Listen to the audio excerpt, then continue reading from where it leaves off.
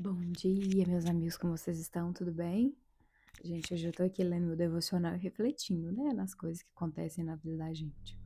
Hoje a passagem, ela tá lá em 1 Reis, no capítulo 17, que ela conta um período da história em que o Senhor tinha havido mostrado para Elias que a terra que ele estava ia passar por um período de muita fome, de muita seca.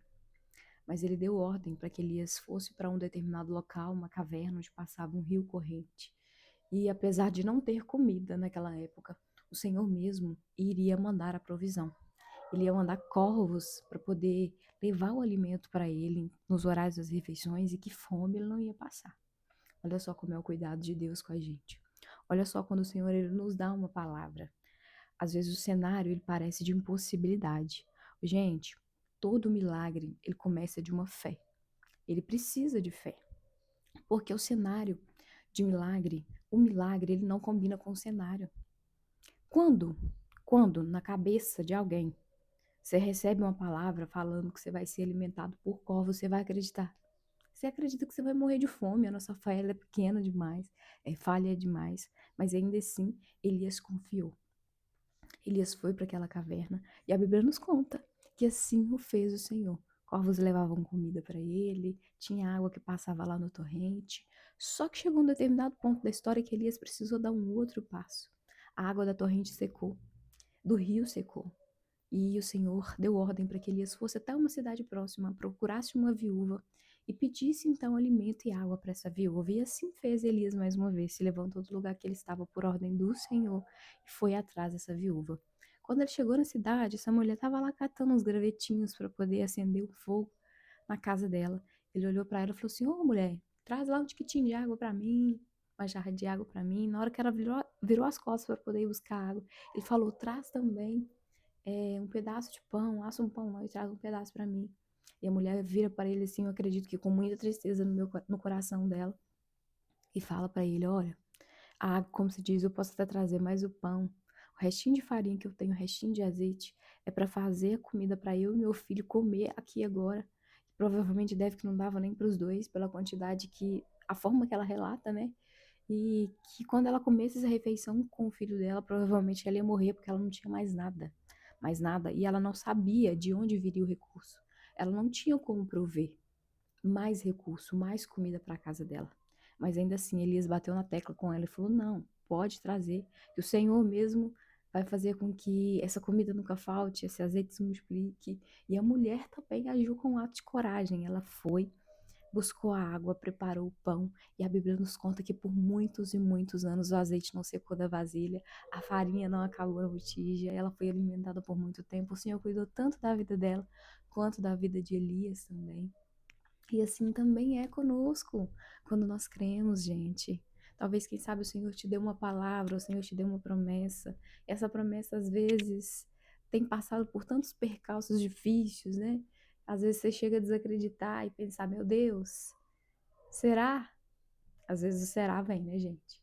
Quem tá vivendo uma promessa aí e sabe como que é. Às vezes a gente olha para o nosso cenário também e faz como Elias, olha lá. E pensa, não, isso aqui não é para mim não, isso aqui tá impossível demais, mas você se esqueceu que quem te deu a promessa não é homem para que minta, não é homem para que se arrependa, não é homem para que volte atrás na sua palavra. Quem te deu essa palavra, quem te deu essa promessa é o Senhor. Gente, esse cenário de espera, ele é lindo demais. Por mais doloroso que seja para quem esteja vivendo, mas depois a gente vai entender, porque esse processo de espera, o Senhor, ele também ele nos prepara, ele nos faz pessoas melhores e ele nos faz pessoas mais capazes para poder receber aquilo que ele tem nos preparado, aquilo que ele irá nos confiar nas nossas mãos.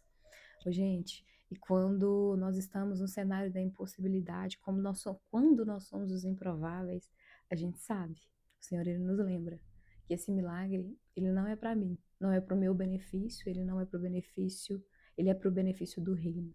Por quê, gente? Porque é através de um milagre que acontece na nossa vida, além de toda a nossa transformação pessoal, porque a gente é transformado até que a gente recebe, mas para que através do nosso milagre, pessoas sejam alcançadas, pessoas sejam tocadas, porque não tem nada mais lindo que quando você olha para a vida de um improvável e você fala assim, verdadeiramente quem fez isso na vida de fulano, de Bertã, foi Deus. Porque que dia que fulano ia dar conta de fazer determinada coisa, de viver determinadas coisas, se não fosse a mão de Deus? Ai, eu quero esse Deus para mim também. Vocês entenderam o propósito do negócio, gente? O propósito não é o que eu e você teremos aqui. O que eu e você teremos aqui é um benefício da graça, porque nós somos filhos e herdeiros do Deus de dono de todas as coisas. Mas é que através das nossas vidas as pessoas olhem e sentem vontade de ter o nosso objetivo, que é chegar ao céu, que é alcançar a salvação. Esse é o objetivo maior. Então se mantenha firme nessa espera, tem propósito. Por mais que ninguém acredita, gente, por mais que todo mundo olhe e fala, desiste, esse negócio tá dando muito errado.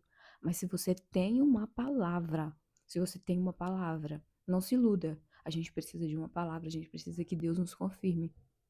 Se Deus já te confirmou tudo aquilo que tem aí no seu coração, então não desista. Independente de fulano, bertano, ciclano, não acreditar. Às vezes as pessoas que estão até mais próximas de vocês não acreditar. Quem precisa acreditar é você. Esse milagre é entre você e Deus. No tempo certo, Ele vai trazer o cumprimento dessa promessa para você e vai abençoar a sua casa, vai abençoar todos os outros que estiverem ao seu redor, vai alcançar muitas pessoas para o reino e para a glória de Deus. Um abraço para vocês. Sextou. Que seja uma sexta-feira abençoada, cheia de propósito, cheia de força, com a fé renovada e com a certeza de que nós não estamos sós. O Senhor, Ele cuida de cada detalhe, de cada acontecimento da nossa vida. Gente, não desespera não. Não desespera não, porque o Senhor, Ele não desespera. Ele tem tudo aqui, ó, na palma da mão dele. Tá tudo no controle dele. Um abraço para vocês.